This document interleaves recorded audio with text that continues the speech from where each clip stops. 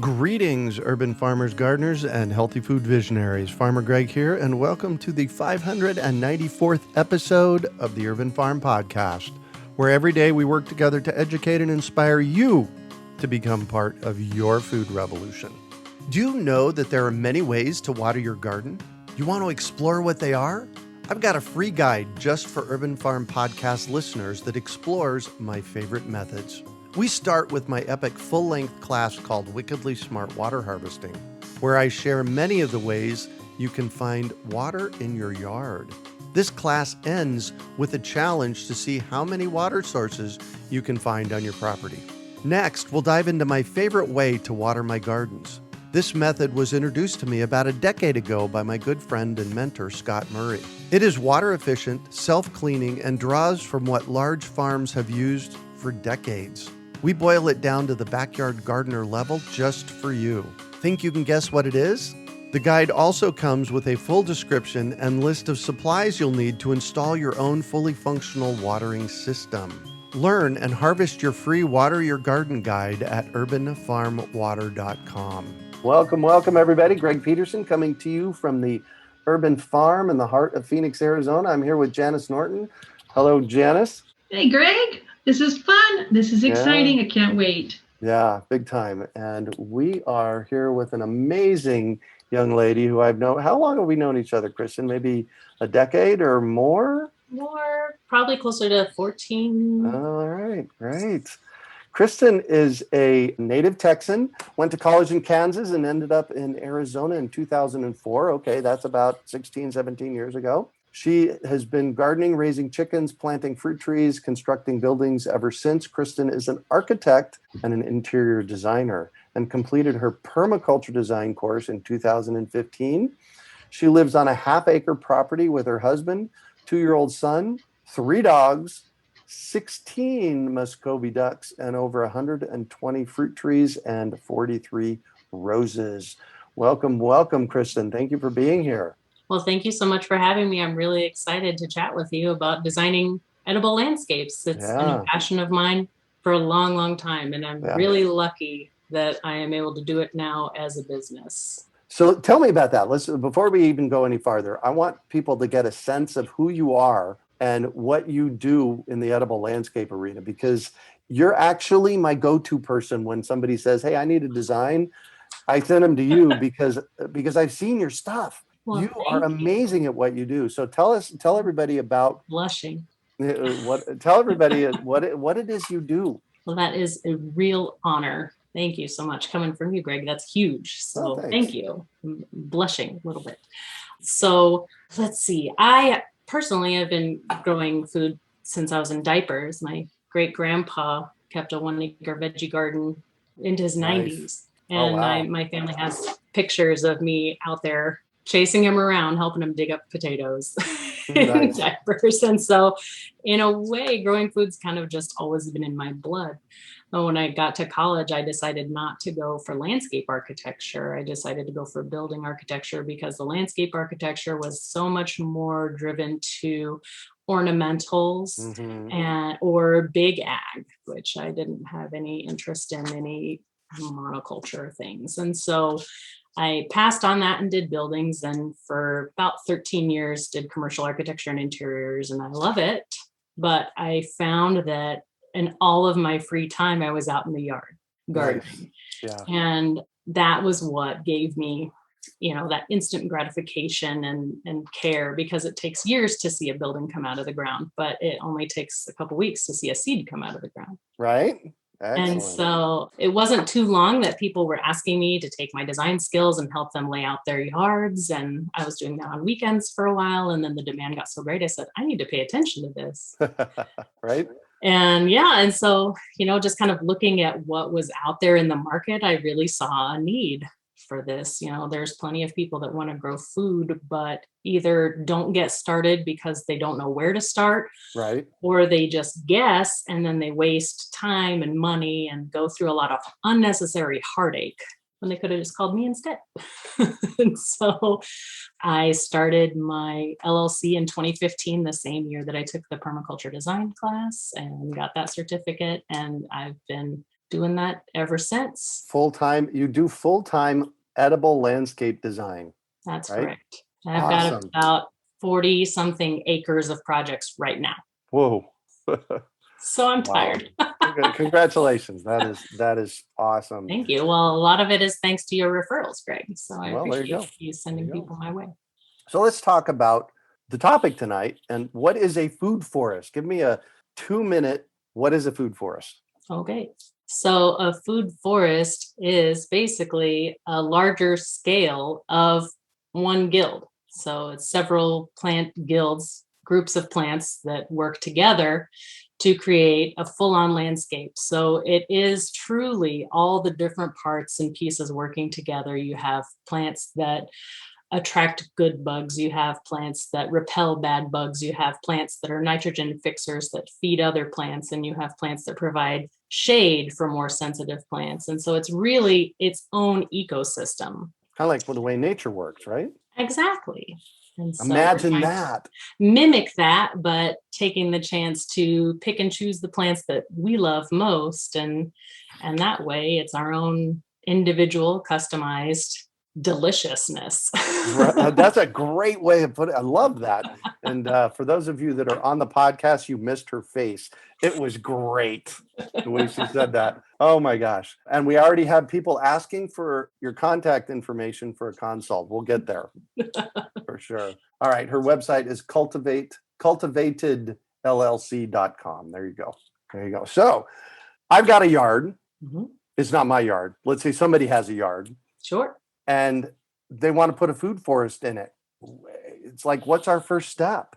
I know it can be so overwhelming to think about it at once. Yeah. Because it really is like a 1,000,000-piece puzzle. So the first thing I like to do with my clients when I get started is to just get to know them, really, because the design will be a complete failure if I ignore their needs and their capabilities. And so when I actually have a class where I teach about just setting the scope, figuring out how many plants you're going to have time to take care of, knowing that if you plant them in the right combinations, they will somewhat take care of each other, and following those permaculture principles, that it will minimize human interaction, but still you need to be aware of like what you're getting into. Right. So there's in permaculture, I like my definition of permaculture is the art and science of working with nature. And observation is one of the first pieces. So what I heard you just say is you need to stand back and observe your space to see what it is you want to create. Exactly. So that you know what you're getting into. All right, cool. So getting an idea of that, and we'll get back to your class in a little while for sure. And then there's different layers of a food forest. Absolutely. And one of the biggest rules is to plant big to small. So that first layer of the food forest being canopy, those are going to be the larger trees. So you're going to be disturbing the soil the most when you dig the hole for the big tree, right? Mm-hmm. And some of the time that also means that those are going to be slower growing. That's not always the case, but sometimes that means you got to get that sucker in the ground fast so that you can start building that canopy and letting that tree grow big and strong and setting that foundation for the rest of your food forest. Great. So I'm actually going to throw out something here as a possibility. Okay. So the big canopy, I can get why it's get started the first. Mm-hmm. And the seventh layer, isn't the seventh layer the soil? 5 is the soil. The fifth layer. Okay. See, great. So I'm going to suggest that maybe at the same time we're planting the canopy layer, we also want to be working on the soil. Absolutely. Would that make sense? It all starts with the soil. Yeah. You're going to be amending that hole as you get started. You're going to be discovering how easy or difficult it is to dig on your site. Right.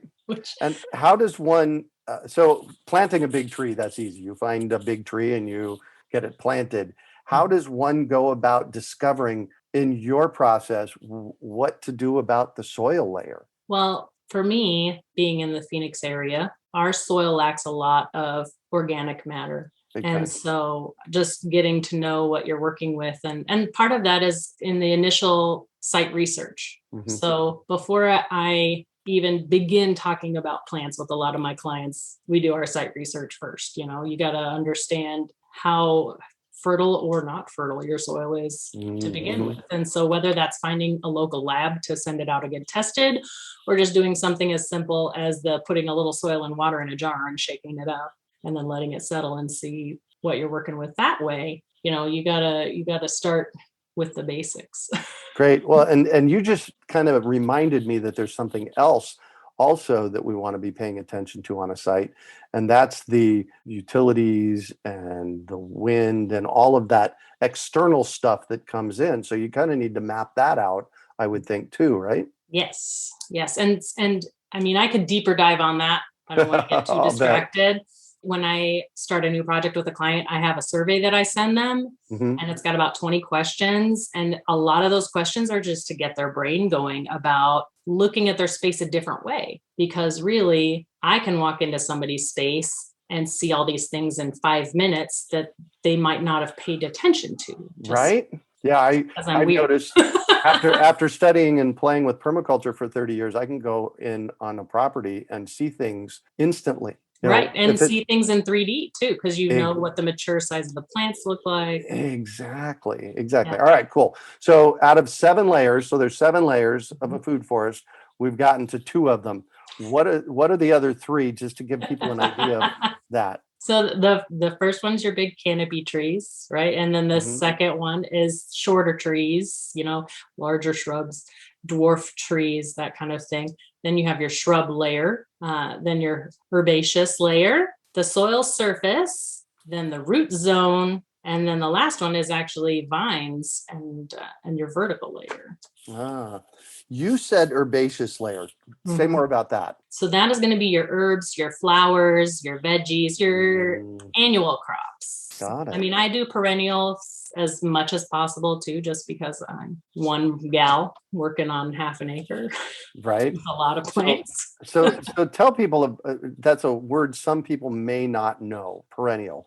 What does that mean? Oh, sure. So that means that the plant will live on over several years and seasons, and you won't have to replant it again. Whereas something like a carrot, you plant it, you harvest it, you're done, So something that you can cut on, like I have a lot of lavender in my yard. And so I use a lot of the lavender, and I can cut on it. But otherwise, it's a landscape plant. So many people come to my yard, walk the whole thing, and don't realize that 90% of what they're seeing is edible or medicinal or herbal use. And so it's kind of nice because it's pretty, but it's also functional. Right. Well, and I've screamed about this for years. Why would anybody plant anything you can't use? Exactly. If I'm watering something and I'm taking care of it, it's going to take care of me back. Yeah, exactly. Exactly. When you're looking at a place, so let's say you're not Kristin and you just have a property to look at. What are some steps that you would take, that you would instruct somebody to take to get started? Absolutely. So back to the initial observing, one of the most important things to do is spend some time out there and pay attention to sun angles. Pay attention to where your built environment is causing shadows, and learning about exposures and what different plants can handle different exposures. I am going to put an exposures like little cheat sheet on my website. It's not there now, but it will be very soon. I have this lovely printed copy of it. Oh, nice. Oh, good. Well, and so this is where the sun is at during a particular time of year. During the time of year and the time of day, really, because when you're getting to the individual plant level, some plants are going to want a little more protection. Some are going to want afternoon shade. Some are going to need certain number of hours of sunlight in a day. And if you're planting on the north side of your house, it may not get that much sunlight. And that goes back to that million-piece puzzle. It's just understanding where your plantable areas are and what the parameters of those plantable areas are. And then also something to pay attention to also as you're planting those big canopy trees is if you're going to put solar on your roof, don't plant somewhere where you're going to shade it out. Right. Yeah, exactly. So that's one of the things that I have in that survey that I send out to my clients is, do you have solar? Pay attention to the sun, pay attention to the power, and then also pay attention to your water. Where's your water coming from? Yeah. Are you going to be collecting rainwater? Are you going to be using gray water? Are you just using your hose bib? And if so, where's that hose bib at? Are you going to be building an irrigation system, or are you going to be hauling around a heavy hose all the time? It's just kind of those operational things to just get your head around, how is this going to work and how can I make it easier on myself versus harder on yourself? Yeah. I do garden consults with people just via the phone, just for 45 minutes. So they're short, just to get people started. Yeah. And very often the first thing I tell them to do is put a spigot in every corner of your yard. At least in every corner of your yard. Yes, maybe more. Yeah, I've been here 32 years and there's still a couple of places in my yard that don't have spigots that I wish there was. Mm-hmm. And I will often tell people to put a trench all the way around their yard, mm-hmm. and put a spigot every 20 feet. It's something that I promise you, if you do it, you will thank me later. Yes. Right? You will never regret having access to water. Yes, exactly. Yes. And yes. from those spigots, you can put in sprinkler systems, you can put in sprinkler zones. It's there for you. So you'll definitely be happy that you did that. What else is on your list? You said you have a list of 20 questions. What other kind of questions do you have on that list? So there's also questions about paying attention to views you want to keep, views you want to block. Mm-hmm. All the questions about the watering, questions about existing plants and existing microclimates in your yard as you're observing if there's a certain spot of your yard that's always damp or always blasting hot. That's kind of things you want to pay attention to before you're deciding what plants to put there. So talking about existing. Yes. Let's just say I have a yard and I have this tree that I don't like right in the middle of my backyard. Do I go in and take it out immediately? Not always. Not to quote your buddy Don, but it depends. Okay. That's right. There you go. Right. It depends. So that existing tree can act as a nurse tree as you're planting other things to get other things established, or that tree can serve an entirely different purpose and you can get it removed and chopped up and let that wood chip mulch stay on your property to break down to build your soil and be used as wood chip mulch. So, I mean, there's options, but it's all about knowing what your goals are for the property. So really, I have people make a big wish list. And when I tell people to make their wish list, I ask them, what do you buy at farmers markets? Oh, what do you buy from the grocery store when you're buying your produce? What are you on the hunt for? What's your favorite things? Because when you're growing something, as you know, Greg, when it gets established, you are going to have a lot of it. Right. And so you better love it. Yeah. Don't ever plant anything you don't love. No.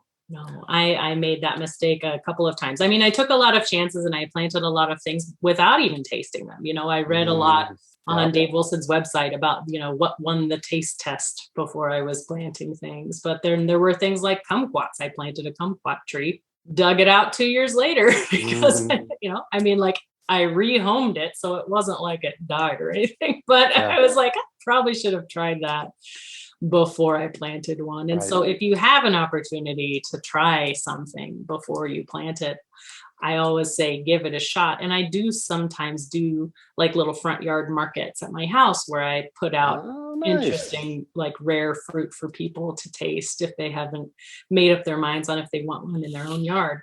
It's not always possible, and I certainly wouldn't want to discourage anybody from taking a chance on something they haven't eaten, because I can tell you I've tried a lot of fruit from the first time on my tree and decided it was the most delicious thing I've ever tasted. So I certainly don't want to discourage anybody. But there's so many things you can even mail order fruit now if you want to try it first. Just know that whatever you're growing in your own yard is going to taste so much better than something that's gone through the post. Yeah, exactly. All right, back to your list. So take that wish list, which will probably be a lot bigger than what space you have available. Right. And begin to go back to those layers of the food forest and categorize, right? Mm-hmm. What things on your wish list fit into that lower tree layer or the veggie layer or the root layer. And for things like that soil surface, a lot of times on a lot of years on my own property, that was just wood chip mulch. I didn't have other plants serving that purpose. And so I have a little sample guild downloadable thing too. And on that sample guild, I say on there for that layer, sometimes that just means wood chips. So it doesn't always have to be a plant, but this is going to be something that you install over a longer period of time. I mean, it's about the journey. It's not supposed to be a turnkey thing where you just plant it and forget about it, right? Mm-hmm. It's an experience to build a food forest. And so, you might want to pace yourself, right? When we talk about that in permaculture, right? Small intensive systems. Yep. You plant a little bit at a time, and over time it grows into something amazing. I'm still working on my half acre after I'll be in the house 9 years in April. And so that's 2 days away. So 9 years, and I'm still filling in those other little components of the guilds. But now I've got fava beans growing in my tree wells. I've got garlic growing in my tree wells, and all those things are working together to really fill out that food forest feel. But for the first little bits, it was just, those first couple layers, Mm-hmm. Wow. So, all right. So you've mentioned the word guilds a couple of times. I have. You're going to have to tell people what that means from a permaculture. So here's my question for you, actually. Did you get that from permaculture, or did you know that from your other trainings? Well, I would say that I got that from permaculture as far as putting a name to it. Mm-hmm. It's something that in the design world and take into account all the design principles, it's something that I feel like I've experienced many times over my career and my life, but I just didn't have a name for it. And so I think that permaculture gave it a clarity that it didn't have before, because it really started to narrow down exactly what those different parts and pieces are and how they work together. So tell me, what is a guild? Okay. So, I kind of just said it. A guild is a grouping of plants that works together, that specifically is planted to work together. And what does one look like? So give me an example of what one of the guilds in your yards looks like. Well, the most filled out guild that I have, I believe that the main tree is a flavor grenade pluot. Mm-hmm. Nice. And I have pictures of all these things on my social media, which is all under Cultivated LLC if you need to find me. So the flavor grenade pluot, and then my other lower tree layers, I have a tropic white guava. Mm-hmm. I have a bay leaf tree, which nice. The bay leaf I keep pruned down to be a shrub. I mean, obviously they can get huge, and in different parts of the country, they get a lot bigger than they do in Phoenix, right? So a little bit of that is knowing where you're at, and just like a mango tree won't get huge here, a mango tree will get huge in Hawaii, right? So my flavor grenade pluot is probably 14 feet tall, no matter how much I prune it, and I prune it like crazy, right? I just keep chopping it. It just keeps going. It wants to be big, and I love the fruits, so I let it get a little taller than backyard orchard culture usually says. So that's okay. The backyard orchard culture, keeping our trees small, is a guideline. It's not a rule. Oh, phew. Right? Well, I do keep to that guideline in other parts of my yard, just because with 120 trees, goodness knows I don't need to be dragging a ladder around to do my harvesting. So like I mentioned earlier, fava beans underneath, those are nitrogen fixers. Every part of the plant is edible. Just a great, great plant. And then I don't stake them, so sometimes they kind of end up being ground cover. Nice. That's just me. I'm going, That's all right. I only have so much time, right? And then I have my fern leaf lavender, which is not a culinary lavender, but I love it for cut flowers, and the smell is just so great, and it handles our heat because it's an Egyptian lavender. So I have some of that, and then a couple roses for rose hips. And then all right, I've always wondered about this. What do you do with a rose hip? Yes, well, there's lots of different things that you can do. You can just save them for seeds, which is like, it's okay. I don't know too many people that grow roses from seeds, but that's how that's done. You can make tea. You can make, oh goodness, I think tea is my favorite just because I love tea. So very good. Maybe I'm on a tea kick, but oh my goodness, there are so many things that you can do. And that's one of the things that I also challenge people. I had a client one time that was literally throwing their grapefruits away because they didn't like eating fresh grapefruit. And I said, but do you like sorbet? And they said, yeah. And so I took their grapefruits, I made grapefruit sorbet, and I gave it back to them. Oh, nice. And then they stopped throwing away their grapefruits. And so I highly encourage, and I'm just a bookworm. I love, love, love to read. And I love that it's impossible to know everything about all of this. It's such a topic, right? And so I think it's a lifelong learning process. Absolutely. And I think that's one of the things that's so exciting is that it's not going to end. It's just this beautiful journey of learning and discovery and amazingness. And so it never gets old.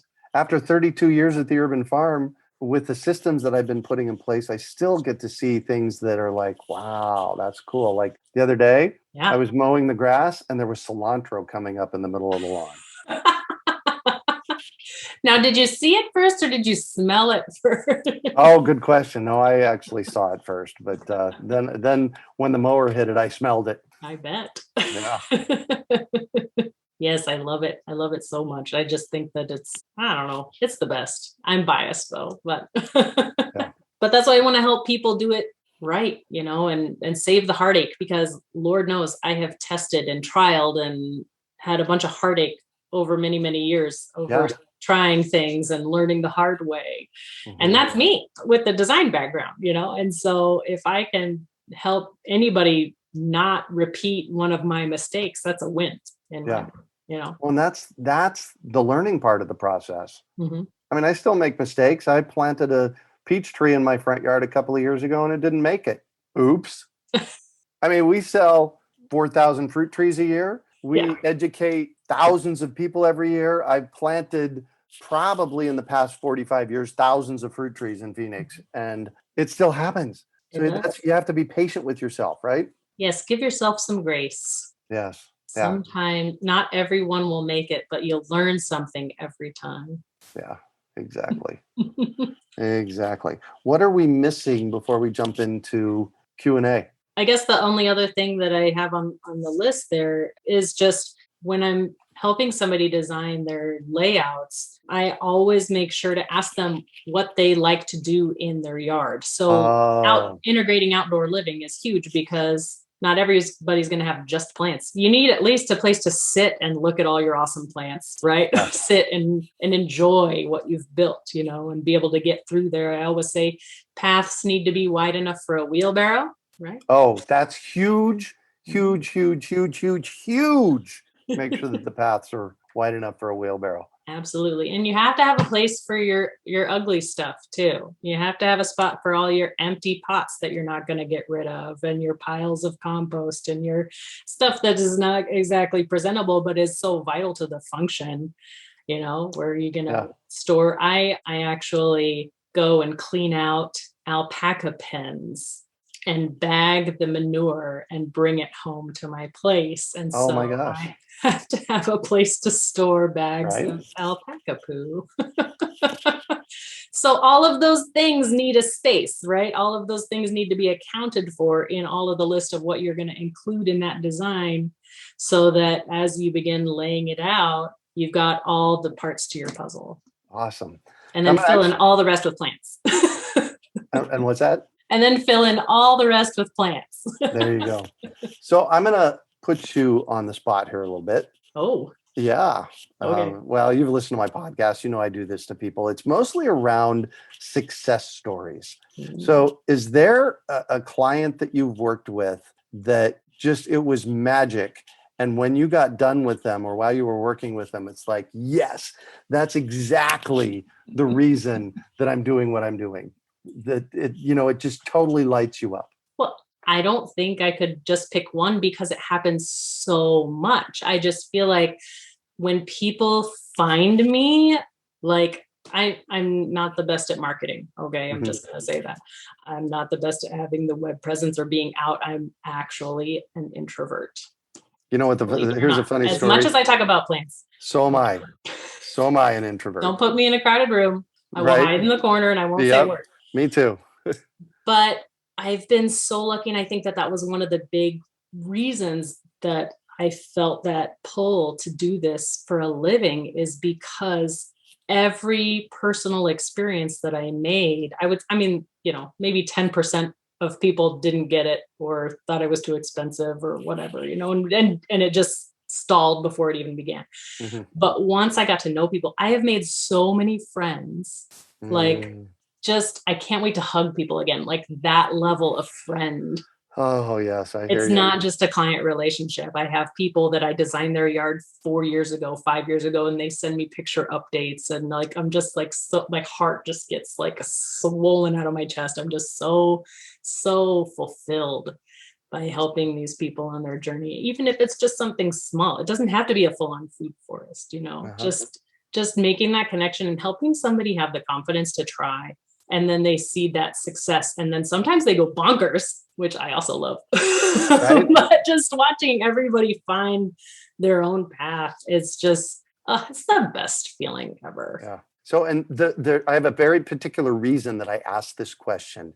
And that's because that feeling that you just expressed, we could feel it here. Mm-hmm. And it's my goal that everybody that listens to our podcast, that is in our courses, they get a sense of that so that they know that they too can go out and get there. Yes. Yeah. You deserve it. You absolutely deserve it. I feel it. Yeah, exactly. I got a Lainey is in the chat room, and she said, nope, sorry, not Lainey, Julie B. She said, my bags of rabbit poo are very popular. We call it Turds Unlimited. Right? Nice. You know what? I here's a question I was going to ask you. You have workers in your yard. So I have tried. I have. Well, okay. Let me pitch it to you differently. You have 4-legged and 2-legged workers in your yard. Yes. Right? Yes. And what, like you have ducks. I have chickens. Chickens are an important part of your landscape. Ducks are an important part of your landscape. Why? Well, the ducks provide manure, which is great. Mm-hmm. And I mean, who can resist those little butt wiggles, right? They just wiggle their little tail and they're just so happy to see you. I get eggs.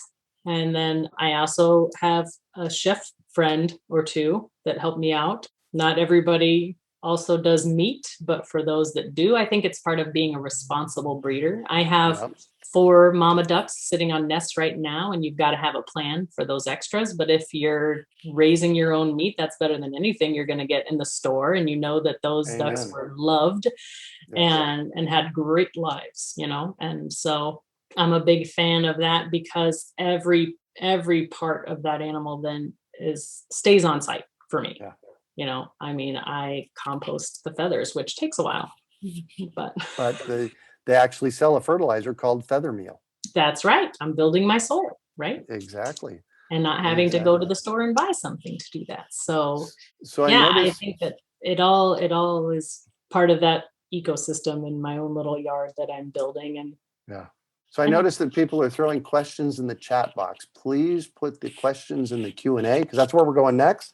We're going to jump in and see what questions people have for you. Did you want me to just go ahead and pitch them to her, Janice, or did you want to? Hey, I have so enjoyed this. I have been taking notes like mad, and I am amazed that you find time to go do the alpaca plant cleaning. That's just my like a little mind blown here. I would like you to go ahead and start taking some of the questions. I think Sandra Smith has a fun one. What do you mean by a spigot? Say more about that, please. I think that is a spelling connection that we can use so that people can understand what it is, because there was a enunciation or maybe a regional dialect on that one. Yes, I believe she's asking about the hose bibs. Yes. The spigot. Oh, spigot. Oh, got it. I heard thicket. A spigot is a hose bib. It's it's where you hook your hose up and turn on the water to get it in your yard. Great question. Thanks for clarifying that. Kristin, do you prefer a brand new site or new build, or a site that has some trees or plants, maybe an older site? Well, I always tell my clients I have seen it all. And when I say all, I mean all. I have gone to a yard where it was bare dirt. The whole thing was bare dirt. I have gone to a yard where they didn't have anything planted, but there were 80 different pots. Like they just bought all of these plants and then said, I didn't plant them until you were going to tell me where to plant them. Oh my gosh. I have been to places that have been gardening for 20 years and that they want to overhaul. They want to rethink it. They want to redo it. I've done commercial jobs. I've done residential jobs, big, small, you name it. I have seen it all. So I don't really know that I have a preference, because one of the fun things is every single site is different. Yeah. Nice. Lorraine wants to know about coffee grounds. Is there using too much or too little? Do you have any thoughts on coffee grounds? Well, I hate to say it depends again, but it kind of depends, right? That's a really good answer. A lot. You've got to know about your soil's pH, and you've got to know what the plants want, right? So a lot of this is about knowing what is that plant going to like, what that coffee grounds are doing to the soil, or is it going to burn, And so there is absolutely a such thing as too much of anything, right? That's just a life generality, everything in moderation, right? But it's a really fun topic to learn about if you have not explored soil pH. It has a lot to do with whether or not those plants are going to be able to get the available nutrients in the soil. So we can have a whole nother garden chat about that. Let's see. Dina says, rose hips. What rose bush is best to grow for rose hips? I'm in Chandler. Oh, that's a great question. That is a great question. And on that question, Yvette is asking what part of the rose bush has rose hips? So we can do both. Oh, we can do both. Okay. Rose hips are exciting. So most of the hybrid teas and floribundas and stuff are not going to make hips. So you're looking for the heritage roses. Those are going to be the ones that are going to make hips. And so it's an easy thing to Google. If you see a rose that you like, you can look it up and see if that one, what type of rose that is, and see if you're going to get some rose hips or not. And really what that is after the flower blooms and fades, it creates a fruit. And just like many other fruit trees, it is flower first, right? And then fruit. And that is the hip. And so if you're growing your roses specifically for hips, you don't want a deadhead. All right, you better say what that is. So deadheading is cutting off the spent blooms. Sorry. Thank you. Thank you for keeping me honest there. Yeah, I just talk about these things, all day long. So I forget to explain myself. So yes, deadheading is if you're growing the roses for roses, then you'd want to remove the spent blooms so that the plant isn't using that energy to try and keep that fading bloom alive. You would go ahead and relieve the plant of that duty. I like to compost them in place and build that soil, feed it right back to the plant. And then, or depending on what time you're deadheading, if the bloom isn't that far gone, you could go ahead and make rose water with the petals. I mean, there's all kinds of things you can do. Oh goodness, there's a whole nother garden chat, Greg. We can have actually, Kristin, I'm going to have to tag you. Maybe we can get a blog post on you for some ideas on rose hips. Awesome. I love it. Right. So yes, but just look up, it's most of those heritage roses make the hips. Lorraine wants to know, where do you go in Arizona to test your soil? I have an answer for that. What's your answer, Kristin? IAS Labs. Is that the same answer? IAS Labs. Yep. Yeah. Google IAS Labs. How much space of one's yard should be annuals versus perennials?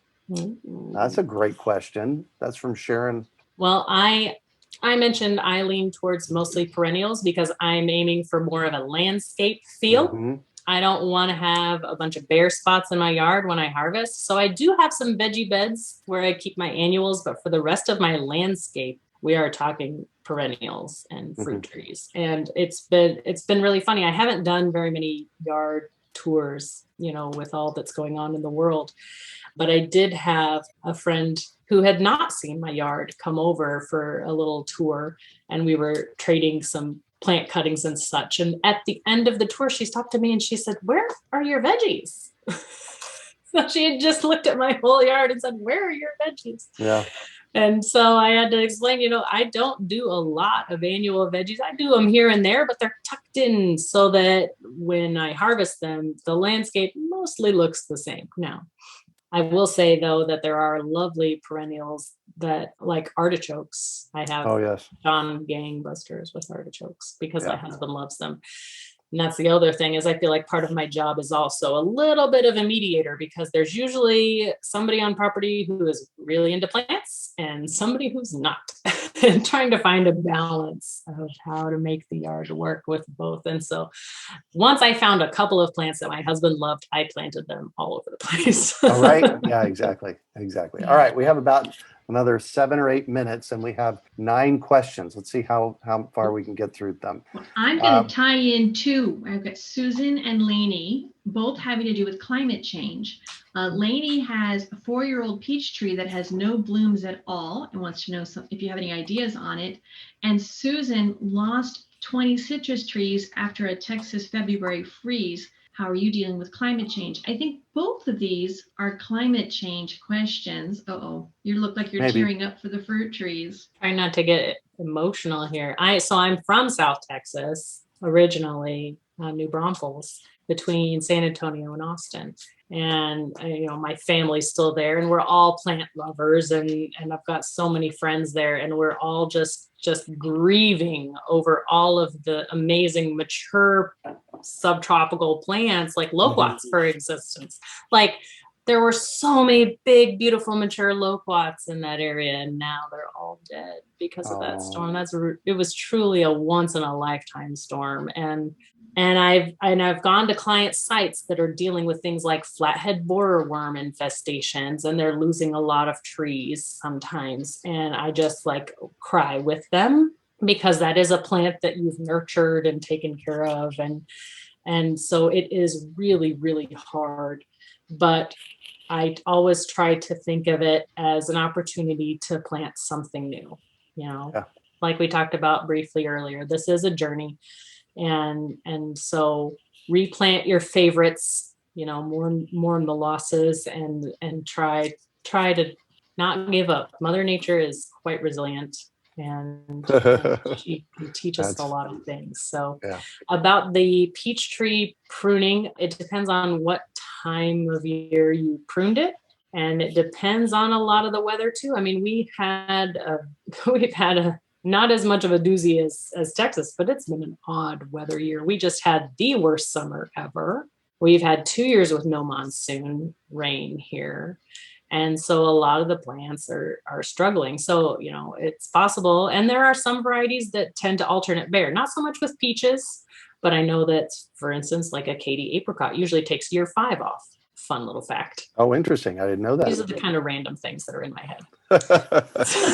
So it may not be anything to do with the pruning. It might be weather. It might be the tree needed a break. It might be a lot of things. I have a huge reduction this year in blooms on my apple trees. Oh, interesting. Yeah. And those are all low chill apples. So it's not to do with chill. And just as soon as we think we've got it all figured out, Mother Nature teaches us. Yeah, exactly. Well, there's one other thing is, are you sure it's a peach tree that is right for your area?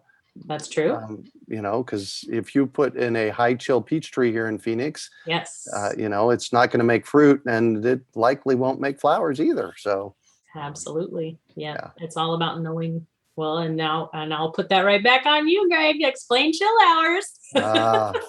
Chill for the low desert. Well, I guess for any fruit tree, any deciduous fruit tree, they require a certain amount of cold in order to set fruit.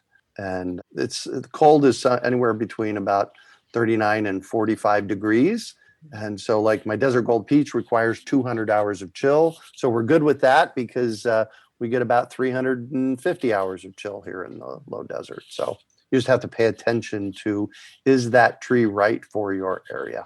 I'm going to take a question here, if you don't mind, that has a lot more to do with designing your landscape. Please. Sandra was Spigot, and she just wasn't familiar with that. And Sandra wasn't trying to shame you on Spigot. I was trying to make sure that those who didn't catch the word would catch it. She says, if the landscape is already laid, do you have to run more PCP for the sprinklers? Well, I have a drip system, and I am constantly planting things. And so, yes, I'm having to make modifications to my existing drip system to accommodate those new plants all the time.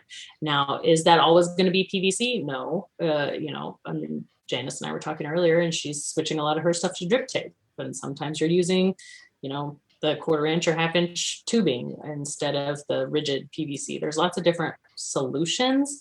And for me, one of the things that I've done in different areas where I've got intense plantings is I actually run my lines under the wood chip mulch, and I don't bury them in the soil. So that may be controversial. No, it's one way of doing it. It's one way of doing it. I put the drip tape on top, but yeah, especially in the desert, putting it under your mulch, it would have a tendency to not break down as fast, maybe. Mm-hmm. Yeah, I'm trying to reduce the evaporation and protect it and keep it cooler. And it just means a little more work for me because I have to check on it more often, which means scraping back some of that mulch and just making sure everything's okay. But There you go. I certainly wouldn't want anybody to not plant more plants because they felt like they were limited by their existing irrigation system. Yeah. All right, we're going to go with 3 more questions. Patricia wants to know what kind of grasses and herbs do well under trees that will cover the soil without competing with other plants? Well, there's always going to be competition anytime you have 2 living things that need nutrients to survive, right? Yeah. So there's never going to be a situation where there's no competition. There can be a situation where what you're planting is nitrogen fixing, but that's not going to be grass. So if you want turf and you want turf that does well in shade, it depends on what part of the country you're in. You know, I'm not a grass expert. I do know a little here and there, but you'll want something that is, oh goodness, what am I trying to say? Well, it's really climate specific. It is. You know, one of the things that does really well here in the low desert, and I give them away every year, is cowpeas. Cowpeas is a bean that's a nitrogen fixer, and it makes a lot of beans for next year. They're kind of edible, but not greatly edible. So it's really a ground shade cover that does really well here. You know, and that may not do well elsewhere. So you really need to do a little bit of research and see, you know, what kind of ground covers, green mulches, nitrogen fixers that you can plant in your area and what time of year. Because there's cold weather ones and there's warm weather ones, right? Right.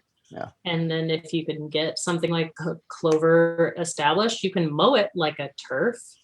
Yeah. But that's not necessarily going to work in all climates either because you have to get it established first. So, all right, here's a quick one.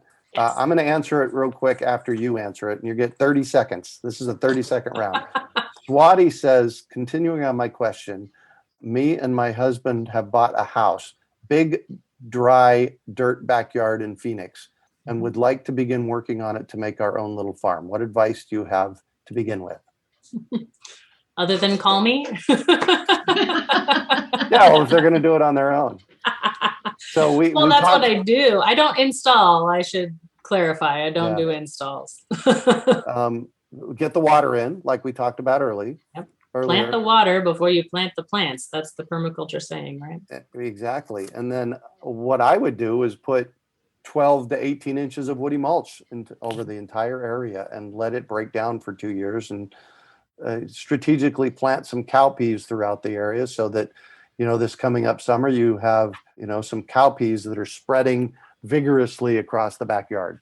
That's what I would do. I concur. I had that big dry backyard, planted the wood chips, and that really cut down on the dust, the dirt, and gave me a starting point with some better soil. So before I started planting the trees, definitely concur. Yes, as those break down, those are going to turn into good stuff for you. But you will have to water them every once in a while if you want them to break down in a timely manner. Otherwise, they're just going to petrify in your yard. Well, and that's why I say 12 to 18 inches, because 12 to 18 inches is enough thickness in order to hold on to the rain. I was at Jake Mace's house about 4 years ago, and he had 3 feet of woody mulch in his backyard, and in Tempe, in the low desert here. And it was February. It hadn't rained since October. And I said, dude, are you watering this? And he said, no. And I dug down 12 inches and it was damp still. Yeah. So I got to ask this question. Is there a problem using hardscape materials, rock for raised beds? I want my small backyard to be beautiful and have lots of smooth hardscape with open spaces for planting shrubs and raised beds. It depends. It depends. Yes.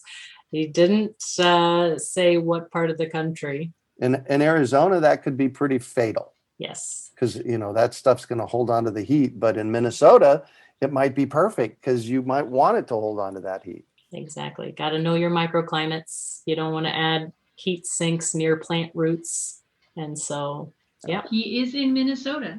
In Minnesota. All right. Well, that could work there great. You go. No, I'm sorry. Somebody else is in Minnesota. He's in Washington. Well, there you go. That too. Yeah. Yeah. All right. Here's a good question. Yeah, go. One last good question. Yep. How do you balance integrating native plants with other plant varieties that you love? I have different zones in my yard for different guilds. Let's go back to guilds. Okay, so I have a pool, and so around my pool I've got my subtropicals, right?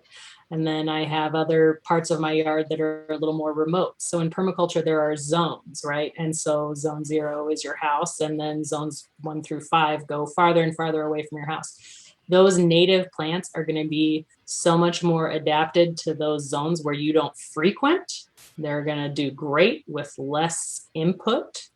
And so I have a lot of those native and pollinator support kind of on the outskirts of my lot. And so that way they're pretty self-sufficient. They're tough. They can handle things. And then I still get to enjoy them. They still bring the pollinators. They still create all the lovely habitats for all of the critters.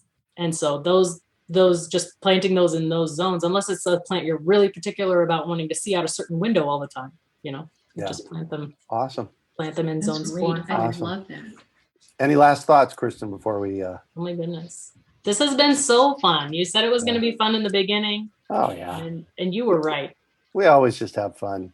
So how do people get a hold of you if they want to consult or want to find more about what you teach? Bear with me on my website because it's brand new.